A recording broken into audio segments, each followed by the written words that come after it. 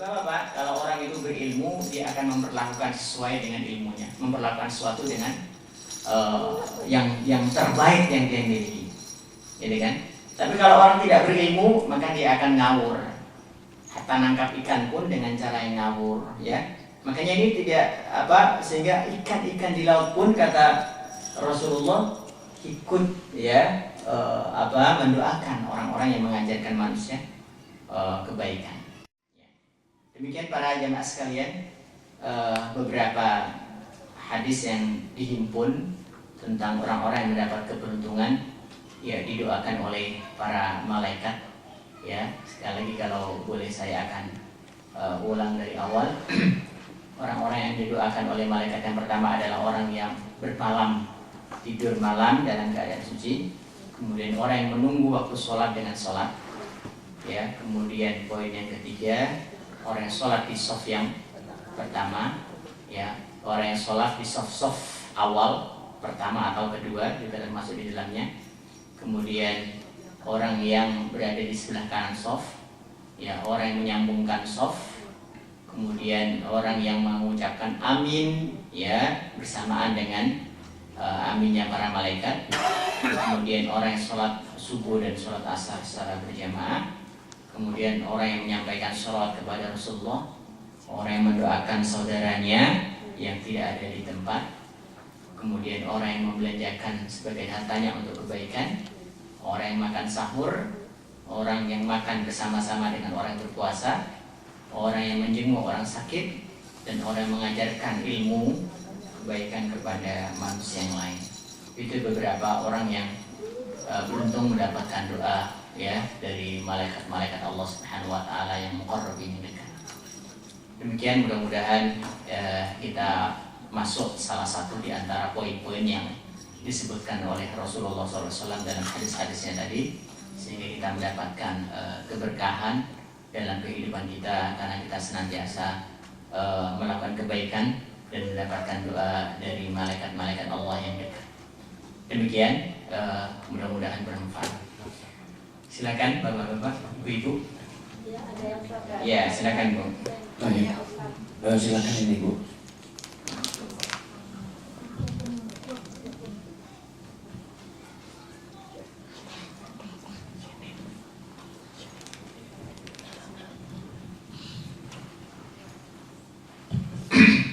Assalamualaikum warahmatullahi wabarakatuh. Waalaikumsalam. Ustaz, saya tanya mengenai shaf. Kita seorang perempuan harus bagaimana? Kan kita nggak bisa dekat dengan ini. Itu yang pertama. Yang kedua, mengenai menjenguk orang sakit. Itu pada orang yang Islam atau orang kafir gitu. Terima kasih, minta penjelasannya. Ya. Jadi untuk shaf ini dijelaskan oleh Rasulullah dalam hadis yang lain bahwa khairu sufuf ar-rijal ya khalfal imam, sebaik-baik shafnya laki-laki itu di belakangnya imam ya, dan khairu sufufin nisa, sebaik-baik shaf perempuan itu adalah yang paling belakang ya, yang paling jauh dari imam. Ya otomatis lah kalau ibu-ibu sekarang pasti jauh dari imam seperti itu ya. Jadi yang terbaik dari shaf perempuan itu adalah yang paling jauh dari imam. Begitu.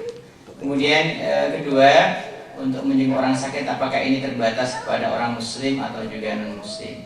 Tentu saja kalau muslim itu adalah hakul muslim al muslim, termasuk 6 hak ya seorang muslim dengan muslim yang lain itu adalah iyadatul marid, menjenguk orang sakit. Ya, di hadis ini Rasul tidak menjelaskan apakah itu dia muslim atau non muslim. Man ada maridun, siapapun, nakiro di situ. Nakiro maknanya siapa saja. Ya, terutama muslim yang memang kita harapkan, non muslim yang kita bisa harapkan wal mu'allafati qulubuhum, untuk dia simpati dengan Islam. Jadi ada sedikit salah kaprah sebetulnya.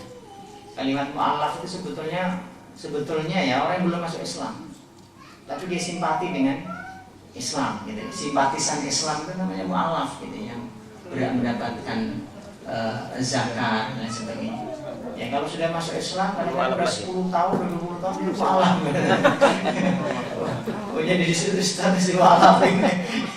Iya, sebetulnya istilah itu untuk orang yang wal mu'allafati qulubuhum wa fir riqab wal gharimin itu orang yang diharapkan ya bisa masuk Islam, gitu kan?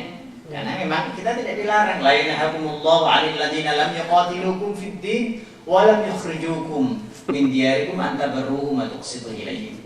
Ya, Allah tidak melarang kamu, Allah tidak mencegah kamu. Ya, untuk orang-orang yang tidak memerangi kamu karena agamamu, tidak mengusir kamu dari tempat tinggalmu, untuk kamu berbuat baik dengan mereka. Ya, jadi silahkan kalau ada orang yang noni, istilahnya noni, non Islam, ya, kemudian dia baik dengan kita, ya, kita bisa mengharapkan dia simpati dengan kita dan sebagainya. Silahkan untuk kita menjenguk. Rasul pun menjenguk, ya, orang non Muslim.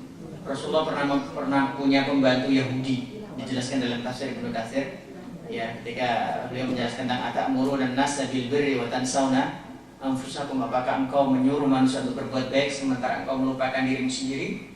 Dijelaskan di situ apa ini? Karena Rasul menjenguk bekas pembantunya yang orang Yahudi, ya, sakit parah disenguk oleh Rasulullah SAW.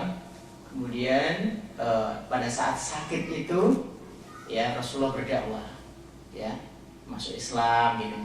Akhirnya dia ragu-ragu, lihat bapaknya. Ya, kemudian bapaknya apa? Ati Abul Qasim. Udah ikuti aja Muhammad ini, Abul Qasim. Lalu sang anak mengucapkan 2 kalimat syahadat, tapi bapaknya nggak mau. Nah, bapaknya nggak mau, tetap dengan agamanya yang lama. Ya, jadi kesempatan menjadi orang sakit itu dalam kondisi yang subhanallah dia otomatis ya menerima nasihat, menerima saran, ladang yang subur untuk kita berdakwah. Maka ibu yang sebagian bapak-bapak perawat ini, ya, bagus sekali gitu, saat kerja gitu kan, sambil memasukkan nilai-nilai keislaman, subhanallah, luar biasa. Karena orang dalam kondisi sakit itu, siapapun yang datang akan diterima. Nasihat apapun yang dia sampaikan dia akan terima. Kesempatan yang bagus untuk berdakwah sebenarnya, profesi perawat itu. Ya, ya, tiap hari kan jenguk orang sakit, bahkan perawat dan lain sebagainya. Ya, kita pun yang bukan perawat juga tetap dianjurkan. Kalau ya non muslim itu, ya, tentu saja tidak memusuhi Islam, ya, tidak. Bahkan banyak riwayat ya Rasulullah menjenguk orang yang setiap hari memusuhi beliau. Gitu kan? Ala kulli hal, menjenguk orang sakit ini adalah amalan yang sangat luar biasa, manfaatnya, faedahnya. Ya, kenapa? Peluang untuk berdakwah sangat luas ketika berhadapan dengan orang sakit itu.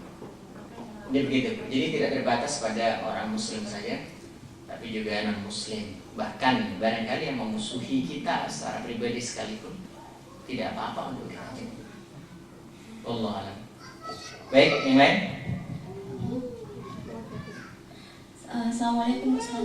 Assalamualaikum. Saya mau menanyakan sesuatu yang mungkin sedikit agak berat, tapi saya butuh penjelasannya. Iya. Tentang tadi orang-orang yang didoakan oleh malaikat. Tipe-tipenya itu saya lihat kebanyakan berfokus pada kesolehan diri sendiri. Kurang lebih saya menangkapnya seperti itu. Dan pemahaman saya dari surat yang kafir ayat 7 tadi itu, keimanan itu seharusnya memiliki efek yang positif ke lingkungan, bukan hanya ke diri sendiri. Nah, jadi saya pertanyakan adalah mana yang lebih prioritas dari orang-orang yang berbuat atau menimba ilmu untuk kemaslahatan orang banyak, yang karena kita sebagai manusia beda dengan malaikat. Malaikat kan tugasnya bertasbih, disuruh baru berbuat. Kalau manusia kan sebagai khalifah harus berbuat gitu, bukan hanya diam dan bertasbih seperti malaikat gitu. Gimana menurut Ustaz? Terima kasih. Iya. Jadi sebetulnya kalau kita memahami seluruh ajaran Islam itu, kalau kita laksanakan dengan sungguh-sungguh, itu dampaknya bukan kepada diri pribadi saja, tapi dampaknya adalah kebaikan secara bersama-sama. Makanya Islam yang paling utama ya, wa ma arsalnaka illa rahmatan lil alamin. Ya, tidak utus engkau kecuali menjadi rahmat bagi seluruh alam. Jadi sholat itu mungkin secara kasat mata kita lihat itu kesalahan pribadi, tapi sebetulnya dampak dari sholat itu kalau kita pahami dengan sungguh-sungguh itu dampaknya kepada orang lain. Orang sholat kalau betul dia tidak akan merugikan orang lain, dia tidak akan mengambil harta orang lain, dia tidak akan korupsi, dia tidak akan, bukankah itu juga berdampak kepada orang lain seperti itu. Untuk bisa berbuat baik dengan orang lain itu Islam ya mengawali dengan pertama ya mensolehkan diri sendiri terlebih dahulu. Jadi ini adalah proses menuju kesolehan secara sosial. Ya, dalam Islam itu kesolehan sosial itu dibentuk dari kesolehan pribadi, kebaikan pribadi, kemudian itu berdampak kepada kebaikan secara jamaah, secara sosial, seperti itu. Ya, sehingga hasil dari kesolehan pribadi ini yang sebenar-benarnya adalah kesolehan yang berdampak sosial. Makanya kemarin saya sampaikan bahwa Nabi Ibrahim itu mendoakan anaknya itu simpel aja. Rabbi ij'alni muqimas salati wa min dzurriyyati Rabbana wa taqabbal du'a. Ya Allah, jadikan anakku, aku dan keturunanku orang-orang yang menegakkan sholat. Karena dampak dari sholat ini kalau benar, kalau sholatnya benar, itu sangat luar biasa. Pasti kepada ngefeknya itu kepada efek sosial yang lebih luas lagi. Cuma harus dimulai dari kesalahan pribadi. Makanya klasifikasi manusia itu ya, yang pertama adalah mukmin yang mujahid. Orang mukmin yang dia bahkan bukan sekedar bukan untuk kepentingan pribadi, bahkan dia mau berjuang, mau berkorban. Ya. Kemudian siapa lagi setelah itu? Setelah itu adalah orang yang soleh. Ya, orang yang soleh ini yang mungkin ditanyakan oleh mbaknya tadi. Orang yang hanya mementingkan kualitas pribadinya saja, nah, peduli amat sama lingkungan sekitar, gitu ya. Ya. Kemudian baru mukmin asin, baru bukan asinah nih. Mukmin yang berbuat maksiat kepada Allah. Dia mukmin tapi dia berbuat maksiat kepada Allah Subhanahu wa taala. Ya. Kemudian berikutnya tingkatan manusia berikutnya adalah golongan orang-orang yang tidak beriman. Jadi seharusnya orang yang, makanya disebutkan dalam Al-Quran itu ada istilah soleh dan ada istilah ya muslih. Kita membutuhkan orang yang bukan sekedar soleh tapi muslih. Ya, soleh itu maknanya dia baik dalam kapasitas pribadinya saja. Tapi yang muslih dan mujahid tadi ya, dia soleh tapi juga berusaha memberikan dampak kesolehannya kepada orang lain. Dan ini diawali dari kesolehan pribadi, kebaikan pribadi itu. Nggak mungkin orang itu kemudian, itu namanya orang munafik. Dia berbuat baik kepada sesama, dia berbuat baik kepada semua orang, tapi dengan dirinya sendiri dia zalim. Apa itu? Nggak pernah sholat, ya, nggak pernah puasa Ramadan, nggak pernah, dia sendiri zalim. Gitu kan? Makanya harus diawali dari kesolehan secara pribadi terlebih dahulu.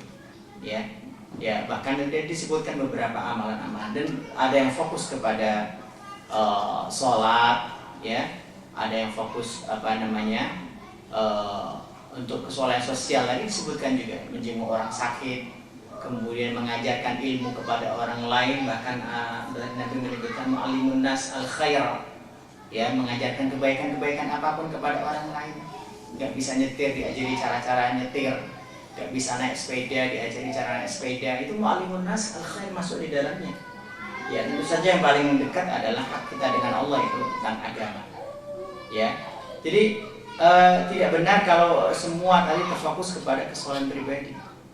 Ya, ada menjenguk orang sakit, kemudian ya ada mendoakan, meskipun ini tidak berupa materi. Ya, doa itu juga bagian kesolehan untuk saudara kita, bagian kesolehan sosial juga seperti itu. Jadi Islam selalu mengajarkan kita untuk keseimbangan. Makanya kalau kita baca surat Al-Bayyinah, ya, innal ladzina wa ma umiru illa liya'budullaha mukhlishina lahu dinahum hunafa wa yuqimus shalah wa yutuz zakah wa dzalika dinul qayyim. Di situ tadi juga ada infak, ya, ada infak fisabil, ada infak itu semuanya juga kesolehan sosial. Aku tidak perintahkan kepada mereka kecuali menyembah Allah Subhanahu wa taala dengan ikhlas, mukhlishinal din hunafa, yaitu lurus, agama yang lurus, ya, wa yuqimus shalah wa yutuz zakah, mengerjakan salat dan menunaikan zakat, wa dzalika dinul qayyimah, dan itulah agama yang lurus, agama yang seimbang. Agama yang memperhatikan, menyeimbangkan kesolehan pribadi dengan sholat, ya, wa ituz zakah, dan membelanjakan sebagian hartanya. Ya, artinya agama yang mengurusi dunia dan juga mengurusi akhirat. Kalau agama Yahudi condongnya kepada apa? Urusan materi saja. Makanya disuruh nyembah Allah, dia nyembah sesuatu yang bisa dilihat mata, yaitu apa? Anak sapi, patung anak sapi, karena ini lebih real, lebih nyata, lebih logis, gitu kan. Sedangkan Tuhannya Musa itu mana nggak pernah menampakkan batang hidungnya. Ya, mereka agama yang menitik beratkan pada materi. Dihujani oleh Allah rezeki dari langit, mana, salwa dan lain sebagainya. Mereka minta rezeki yang lain sebab apa? Mereka nggak yakin ya kalau besok turun. Kalau besok nggak turun gimana? Ya, mendingan beri kami lahan, kami akan nyangkul, kami akan nanam bawang. Sebab apa? Pasti besok kami bisa mati. Ya, agama materi, materialistis yang hanya mengagung-agungkan benda.